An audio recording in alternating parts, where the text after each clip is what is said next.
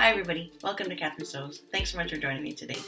Today we finally get to sew up the hoodie that we've been talking about for 3 videos now. So first in the series was getting to know sewing patterns, where I took you through a whole bunch of different sewing patterns, all of the different markings and the layout instructions and all of that mystery. Then in the second video of the series, we went through and cut out this hoodie, and I showed you a few tips and tricks how to streamline that process. And now we finally get to sew it up. And this is the pattern we're doing, McCalls 8070, and it's really just the perfect beginner sewing project. It's the perfect hoodie pattern, even if you're not a beginner. It fits great, and I'll put a link below where you can still order it online, even though it is out of print. I think I used about 2 1/3 yards of sweatshirt fabric. The only other things that I'm using, and it's totally optional, I'm going to put a drawstring through the hood. So I've got a couple yards of a drawstring cord. And also very optional, I'm going to use a couple of these little ends for the drawstring so that it looks a little bit more professional than just tying a knot in the end of the drawstring. I'm not using the grommets that are recommended on the pattern because I'm just going to put a little buttonhole for the drawstring to pass through. So I've got my pattern pieces all cut, notches are clipped, I got matching thread loaded into the sewing machine, and we're ready to get started. So if you're with me, let's just jump right in and start sewing our hoodie. Alright, so our first sewing steps for this hoodie are to construct the pocket and then sew it onto the front and then connect the front and back at the shoulder seams and the 2 side seams. A couple things I want to say about the sewing instructions for commercial patterns. 2 things. One is that generally I find the pictures to be 90% of the instructions I need. They're very clear. What you need to know though is that they show process. So if there's a hem, for example, that's sort of halfway sewn, they don't mean to sew it halfway. They mean this is the process, right? So that's the first thing, is that the pictures are usually all you need once you kind of understand what the pictures mean. So I'm going to take you through this basically just looking at the pictures, and we'll make each picture as we go. Good? Okay. Second thing is that the instructions for commercial or store-bought patterns, they are written for people that they assume do not have access to a serger. So they're never going to tell you when to serge. So because of that, we're going to be changing the very first step we do. Even if you don't have a serger, I actually wouldn't do what they're suggesting to do for finishing off the edges of the pocket, because our fabric is quite thick. If you're using a sweatshirt fleece, the fabric is going to be quite thick, and so you don't really want to do it the way they're suggesting. So I'm going to make a little bit of a change there, but don't worry, I'll take you right through it. The first sewing step involves the pocket, piece number 1. That's this piece here. And we're going to be making this picture first. On pattern instructions, you can see here that the wrong side of the fabric is shown in white and the right side of the fabric is shown in a gray color. So on this first step, this is the wrong side of the pocket we're looking at, and the right side is folding down to it. So they show you the process, right? Like here it is fully extended. Then you can see a small little turn there. That's what they're referring to here, turning the 1/4 inch on the raw edge, press, and then stitch close to the inner edge. This one shows what it should end up looking like. This one shows the process. But instead of turning that extra little fold, that 1/4 inch, so that gets turned twice, on a thicker fabric like this, I honestly would not do that, even if you don't have a serger. So for me on this pocket piece, I'm going to be serging the 2 diagonals. And if you don't have a serger, I don't think I would do anything to that edge. I don't think I would zigzag it because this is never going to fray. If I was going to add anything to these sewing instructions, I would say it might not be a bad idea to do a little strip of interfacing on this layer, just so that your pocket opening doesn't get super stretched out. If you're using a lighter weight, more like a t-shirt weight fabric, you might want to interface that edge first. I'm just going to go ahead and serge it.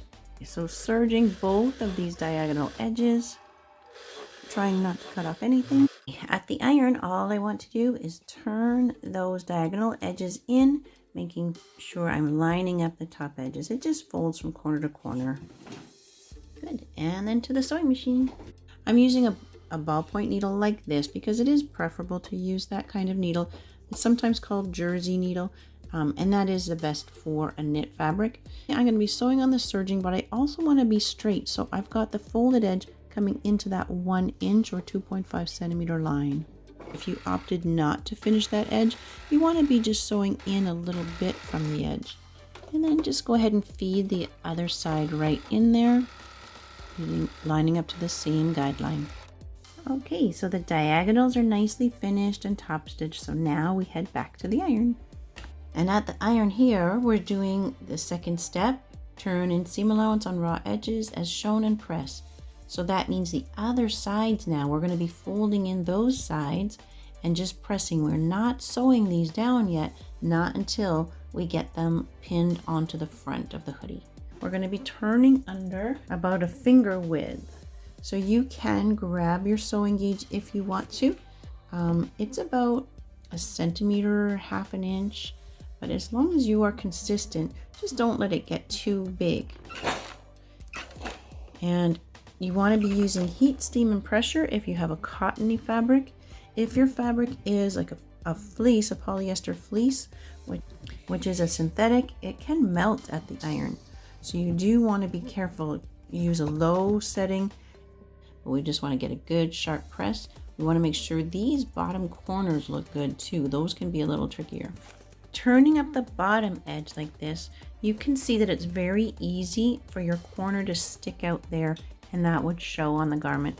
But here's one little trick you can do. I'm going to start off by turning up that 1 centimeter, half an inch. But then if I really want to make sure my corners look good, I'm going to fold that corner in first and then turn up and press it like that. And that gives me a nicely mitered corner. Okay, we're on to step 3. Pin the pocket to the front, matching the symbols. Baste. Basting means you're going to sew it on first as a temporary stitch. I'm going to skip that and I'm going to jump right into the edge stitching as shown. So we're going to go straight across the top, down one side, across the bottom, and up the other side. This is the front, piece number 2. If you remember from the cutting video, we marked the 2 dots for D. So when I open this up, I don't know if you'll be able to see this, but I've got 2 dots there and 2 dots there. So we're just going to match up the pocket to those dots. Basically, you want to make sure it is straight and centered. If I was going to make one change to this pattern, it would be to not fold up this bottom edge, but instead lower it on the body so that this bottom edge tucks into the waistband. Notice that all my pins are perpendicular to the edge of the pocket with the head of the pin sticking out from the pocket. That just makes them easier to take out as you go. Back to the sewing machine. I need to start right at that top corner with a small and discreet back tack. I'm going to come right nice and close to this edge. And then leave your needle down so you can pivot to do the bottom edge. Take out your pins at the last minute so that your pocket does not shift around on you. If you didn't do the mitered corner, just make sure to tuck in any bit of seam allowance that's sticking out there. I'm going to come right up to the top of that corner, even making a stitch or 2 off the edge. And then straight across the top edge of the pocket.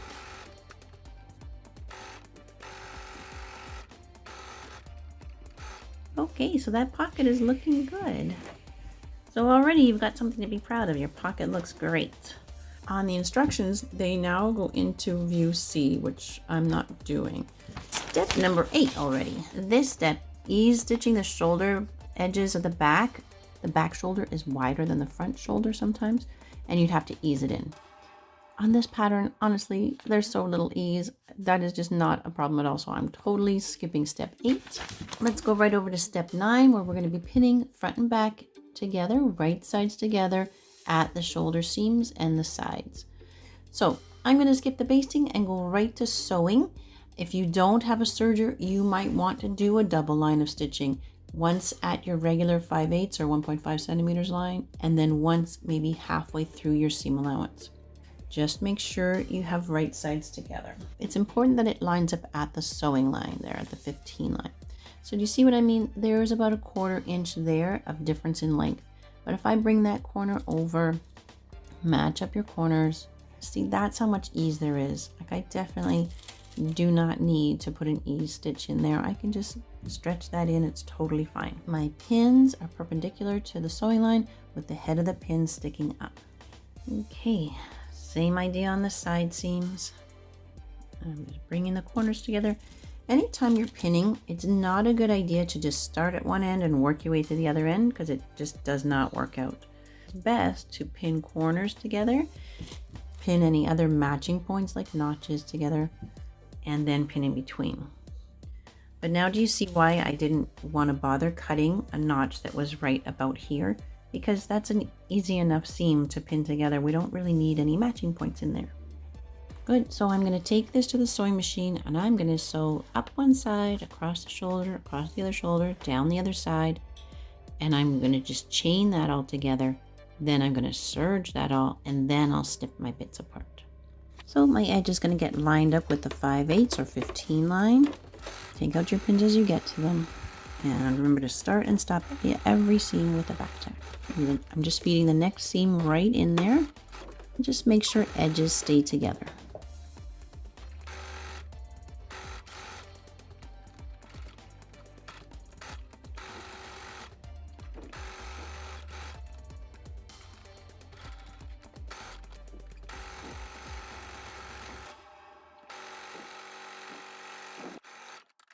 And if you don't have a serger, you could zigzag your edges, or you can do another seam halfway in between the first one and the edge. So just line your presser foot up right in the center of your seam allowance, and you can just go around like that, just to give those seams a little bit more strength and durability. But I'm going to go to my serger now and go around all four like that.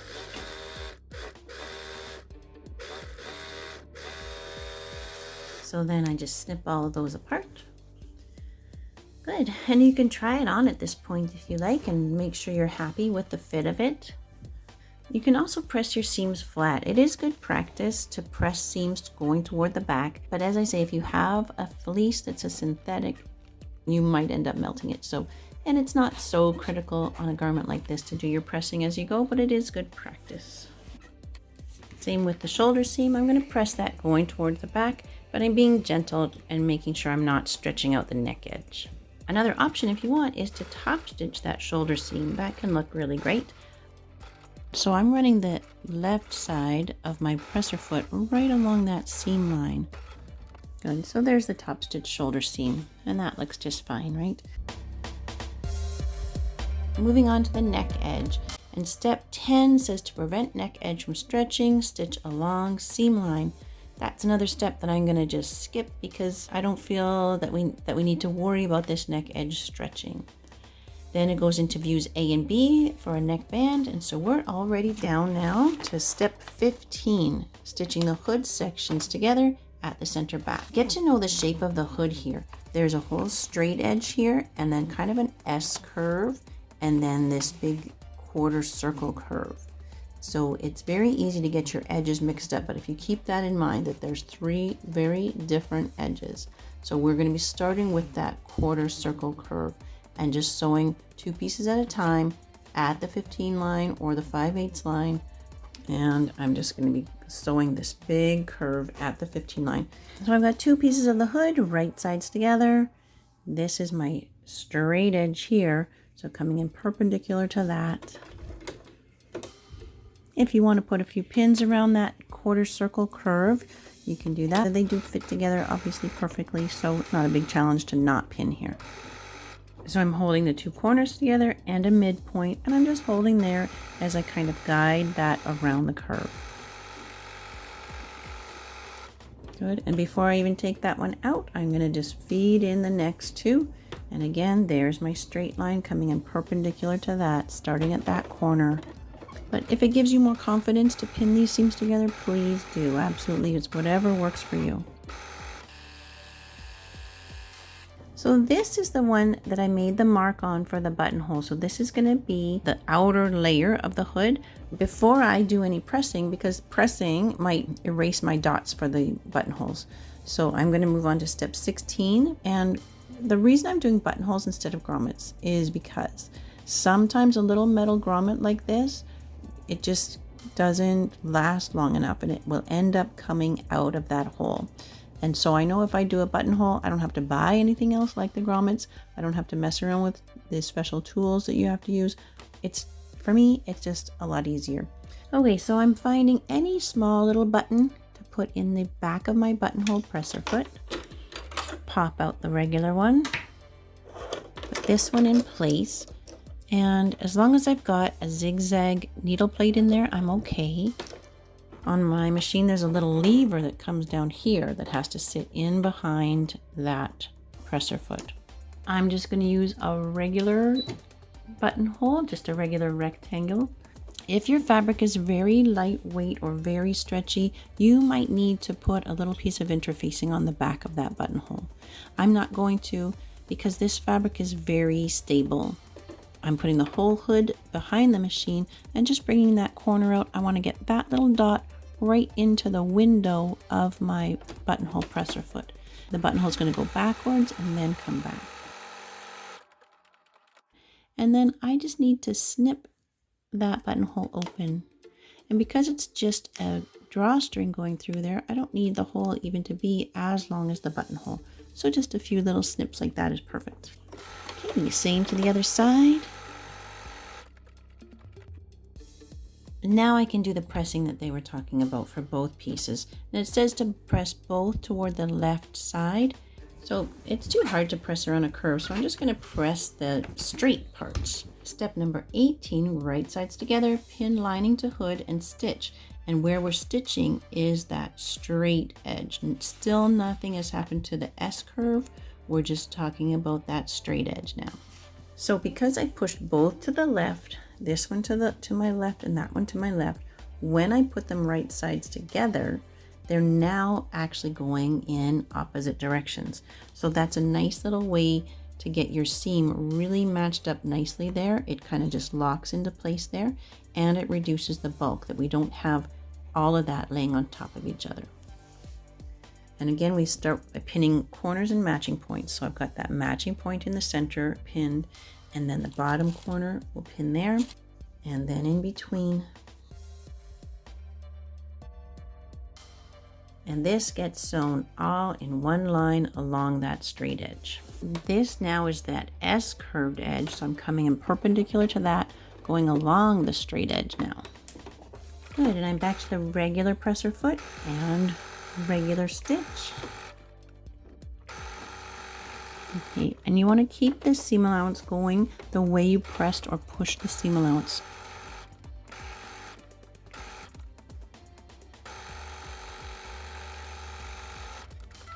So for me to get a good edge here on that seam, I'm going to start by just pressing this open and flat. By pressing that seam open and flat first, it makes it much easier to get a good edge here, to bring that seam right out to the edge and press that flat now. Good, so we've got that turned right side out and pressed flat. Now for step 19, it says to top stitch that center back seam. I'm definitely going to skip that, and I recommend skipping it. It's not necessary at all, it doesn't really serve any function, and it's quite tricky to get in and top stitch around that curve. So let's skip that. Let's go on to step number 20, and we're going to be sewing the casing around that straight edge, and that's where the drawstring is going to feed through. So it's saying to sew that at 1 inch or 2.5 centimeters from the front edge. Once that's pressed flat, probably a good idea to throw a few pins in there so that that edge is sitting nicely when I top stitch. So I don't really want that lining to be rolling out like that. I definitely want to have the seam just right at the edge. So throwing in a few pins right there is probably a good idea. And here where the seams cross, you want to you can feel if you've got lumps and bumps in there. So sort it out so that the seam allowance stays the way you originally pressed or pushed it. Pins perpendicular with the heads of the pins sticking out. I also want to line up that bottom edge. I don't want there to be a big difference in my edges here. So before I start that top stitch, I want to line up those bottom edges. My 1 inch or 2.5 centimeter line is way over there. And then that's where my eye is going to stay, on that 1 inch line.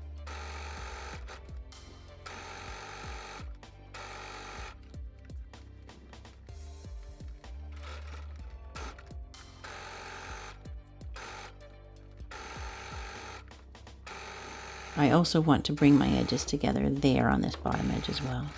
And then press that casing flat. Good, so there's the hood all constructed. It's soft and cozy.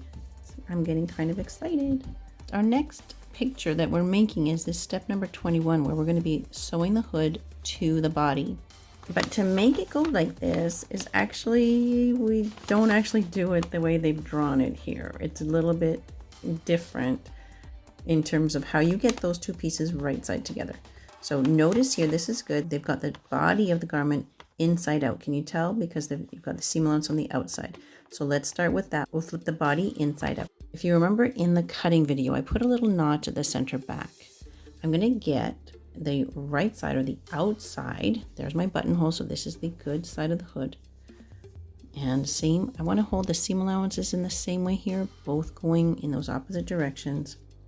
And I'm going to get this seam, the center back seam. This is the right side of it. I'm going to put this to the right side of my center back notch. That's going to be my first pin. So that way I know I'm right sides together. Now I'm going to shove this whole hood right inside the body. Good. So can you tell what I'm doing there? I've got the hood, which is my darker fabric, inside the body. So now we've got a few other matching places to pin. This is now the S curve of the hood, right?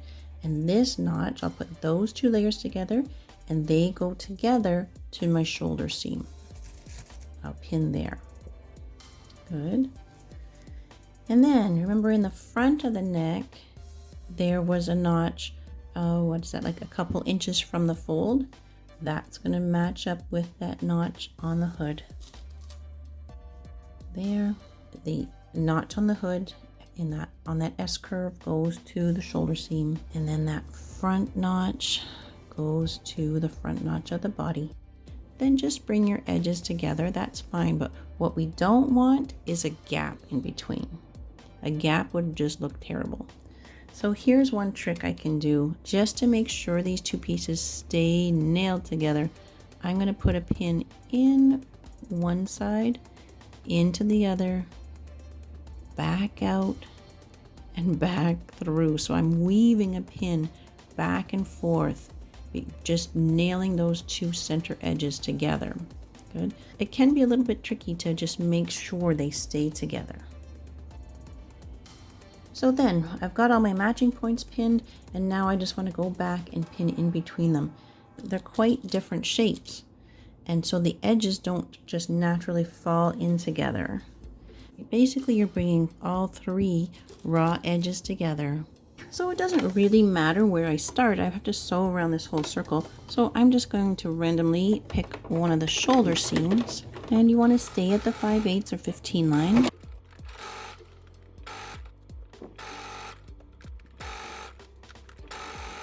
So now I'm coming around the center front, and this is where I definitely want to see that those two front edges are staying together. And this one pin that's nailing those two front edges together, I'm going to take that out just at the last second.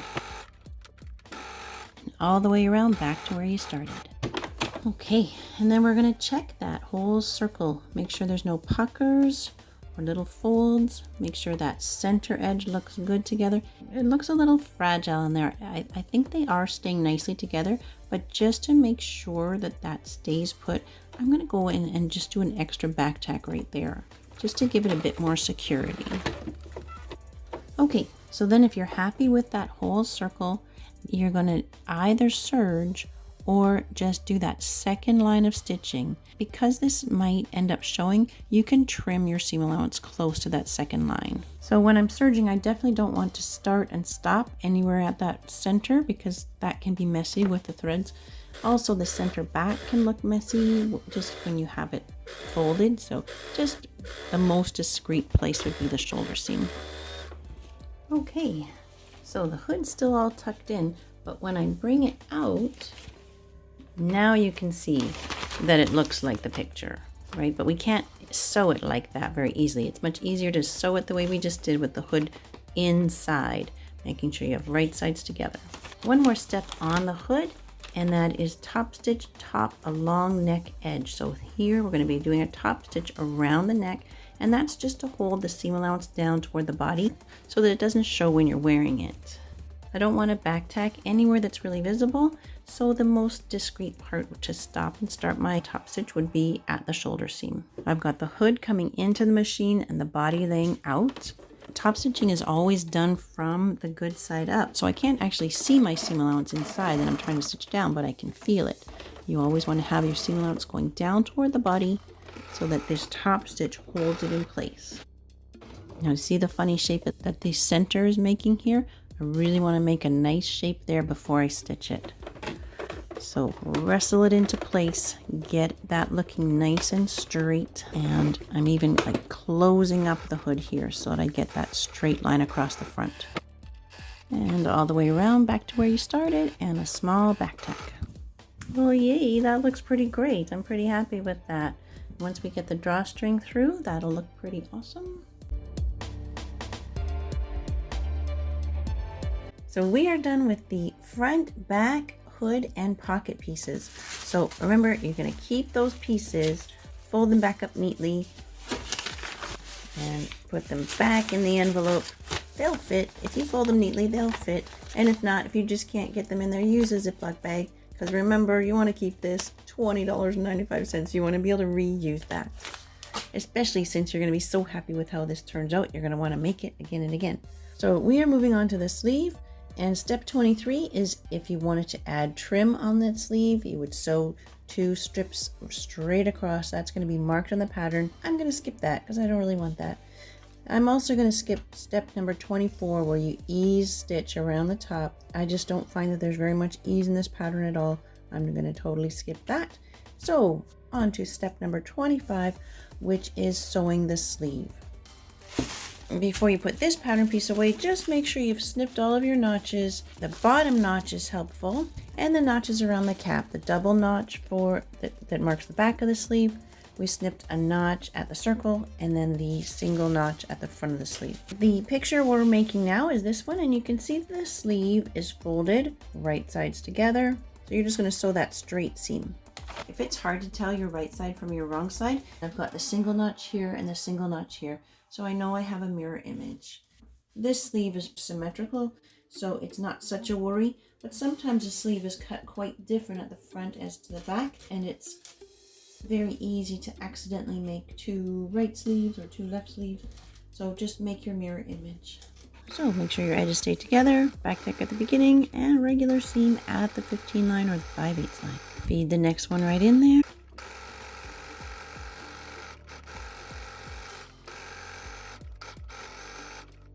Then finish your edges however you choose, zigzag, double stitch, or serge. So those are both sewn and the edges are finished, and now you're going to turn those both right side out. I'm going to lay it on the table with the back, the double notch facing down. So I've got both single notches facing up. So now I've got the whole body of the hoodie here. I've got it laying down with the front up. So I know that that's how I want the sleeves to go. There's single notch and single notch. Good, so this is the next picture we're making, setting in the sleeve. You can see that the sleeve and the body are right sides together, and we're matching up those matching points, matching up the notches. But how do you get it to be like this? I'm going to show you how I do it.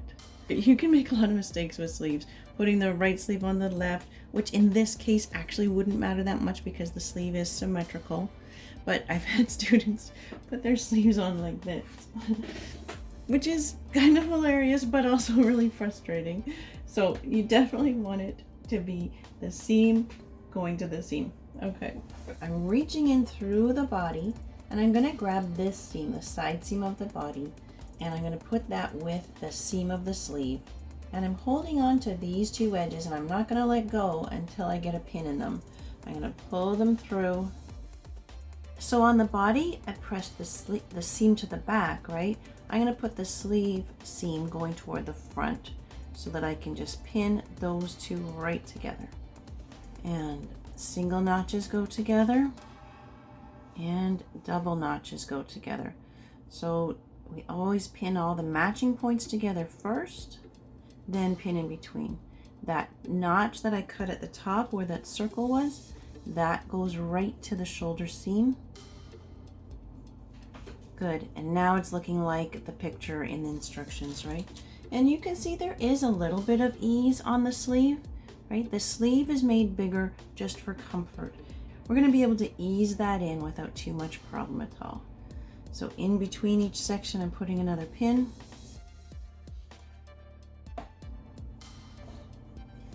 So in these sections where the sleeve is bigger, you're just gonna do a little bit of stretching and wiggling, and that is gonna just work out fine.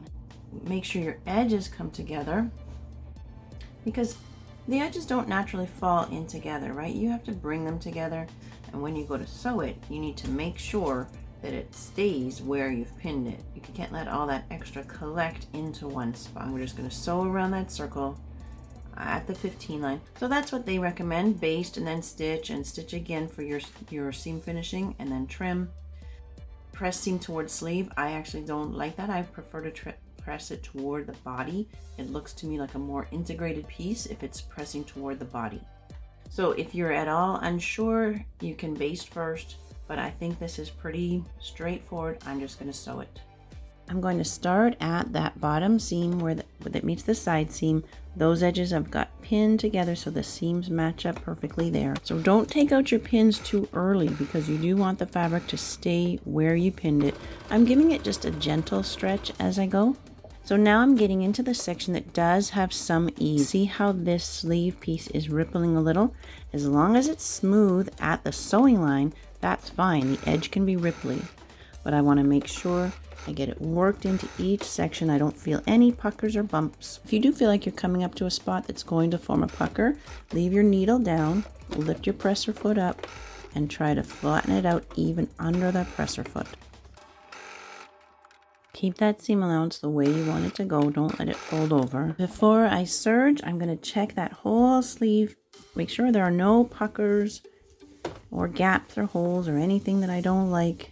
Make sure it's all looking really great before I finish my edges.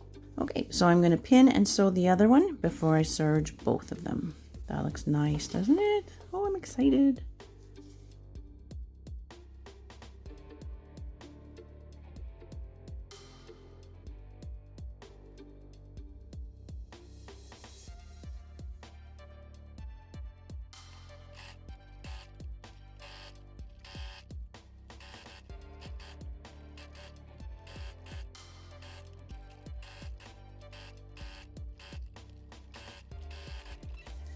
If you do find any puckers in your sleeve, go back inside. You might have to unpick 1/2 inch or 1 inch and then sew enough to fill in the gap, making sure that your seam line connects both ends. Anytime that you're making a correction like that, make sure you end up with still one smooth line of stitching on the inside. Okay, I'm going to serge those. If you are serging this step, just notice here that the sleeve, it sometimes will fold in here. And if you get that fold caught into your seam, and if you cut it, that's a bit of a disaster. First of all, I always like to serge with the sleeve side up so that I can see what's going on. So just be careful here. Don't cut anything you didn't mean to cut. Okay, we only have left the cuffs and the waistband. We are on to page 3 of 3 of our instructions, which means we are finishing. Yay! And we're starting with another step that we're going to skip. Step number 27 says to stitch around the sleeve to prevent it from stretching. No, I'm not going to do that. I'm totally okay with that stretching. So we're going to jump right into step 28. Stitch ends of sleeve band together. Piece number 8. Okay. And on some ribbings, there's a right side and a wrong side, and some, if you can't tell and you can't feel a difference, then don't worry about it. This side feels a little bit softer to me. So I'm laying them both out, that side up, and then bringing my edges together. And we're going to just be sewing there at the 15 line or 5/8 line. And then we're going to take it to the iron. But you know what? Let's be efficient here and do the same thing to piece number 9. The 2 pieces together, we'll sew the 2 side seams and take that to the iron at the same time. Piece number 9, this is the hem band or waistband. When I was cutting this, I think I forgot to put a little notch at the center there. So that helps with quarter marking. We've already quarter marked the body, marking the center front and center back. So let's do the same on the waistband as well. So it's just a little small snip, 1/8 of an inch or maybe 2 or 3 millimeters, small like that. We'll put these two right sides together and sew our side seams there. So 15 lining all 4 of these little seams. If you get stuck at the beginning, leave your presser foot down, lift your needle up, give it a little wiggle or a tug, and move it along a bit until it goes.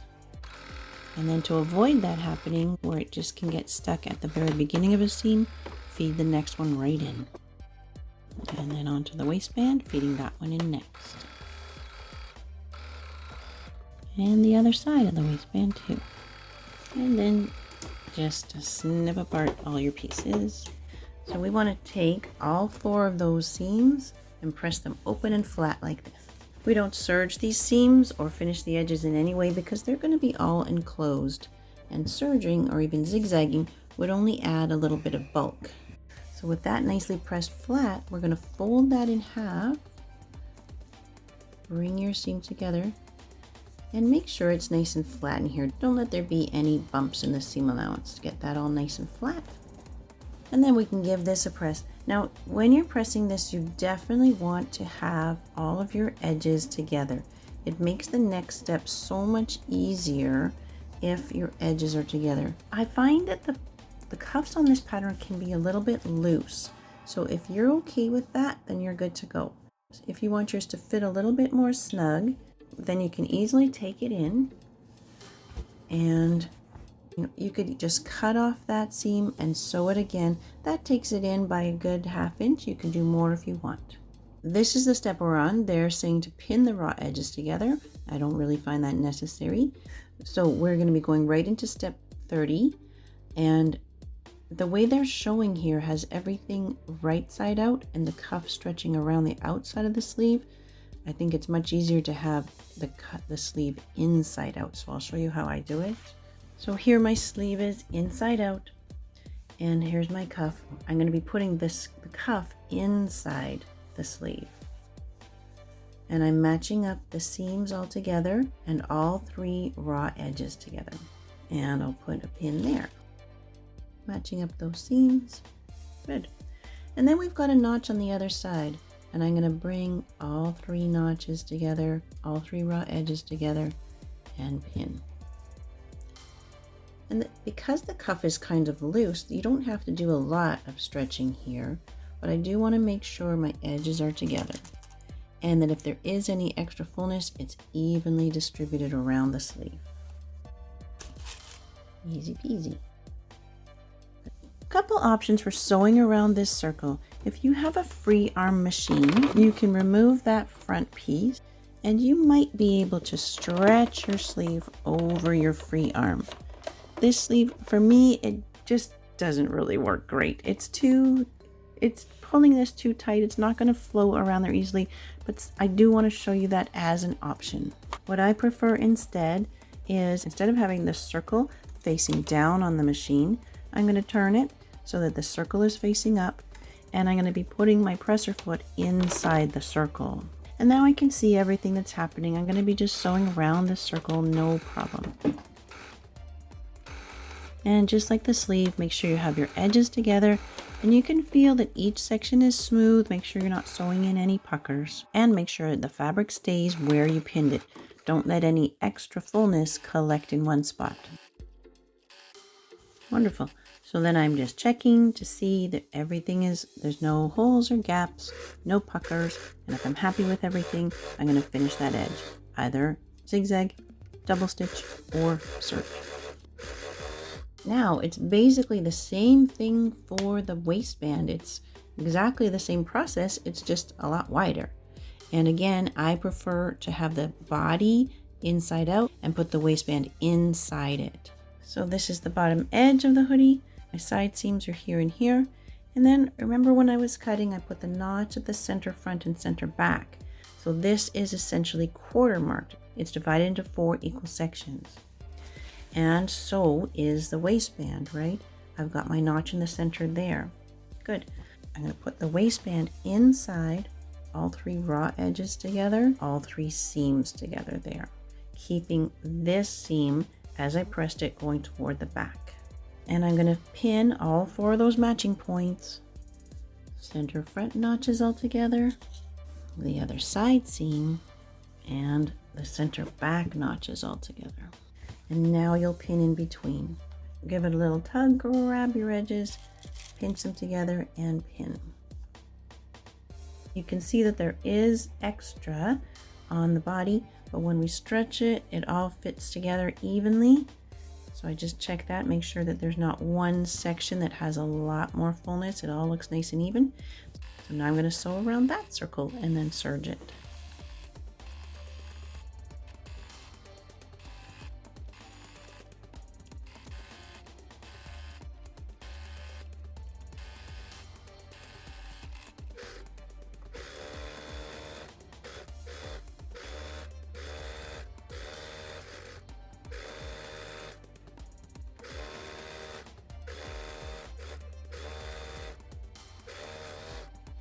Okay, so the hoodie is all sewn. It looks amazing. It's so cozy and luxurious. It feels really wonderful. So all that's left to do is put our drawstring through the hood. Super easy. I'm going to use a safety pin just the same way you would put an elastic band around in a casing. To get this through, I'm going to use the safety pin and just poke that into the buttonhole that I made. So then you just push that safety pin along, push, push, push, and pull. Easy peasy. And when you get to that seam here, remember we've got seam allowances going both ways, so your safety pin is going to run into that little seam allowance and it's going to feel like you're hitting a brick wall. But you just have to wiggle your safety pin in between the layers there and just keep pushing that around. All the way until you get to the other side and pull that through. So on the instructions they say to use twill tape and fold a little hem at the end and stitch that down, which you can totally do. My cord is not flat like a twill tape, so I can't really fold it. Instead of folding a little hem on my cord, which I can't really do on a cord, I'm going to use these little ends. So these are just dead simple to use. You could even melt it with a match just to make it a little bit easier to put through. And then you'll tie a knot nice and tight. Pull that knot really tight so it's not going anywhere. And you can snip up the end. And then the knot just pops right into that. So that looks really professional. Hey, that looks great. So it's all done. I have to say, this is probably my favorite hoodie of all time. It's so cozy and comfortable, and it is oversized. But I also like the 2 colors and the different color of ribbing too. I really like that combination. So yeah, I love my new hoodie. It's just, so I hope you had fun. I hope you did make one with me. Let me know in the comments below if you did sew along with me and how yours turned out. I hope you love it just as much as I love mine. I hope you learned some ways that you can kind of streamline the process, some steps that you can skip, and it just helps speed things up for you. So on to the next project, and I'll see you next time on Catherine Sews.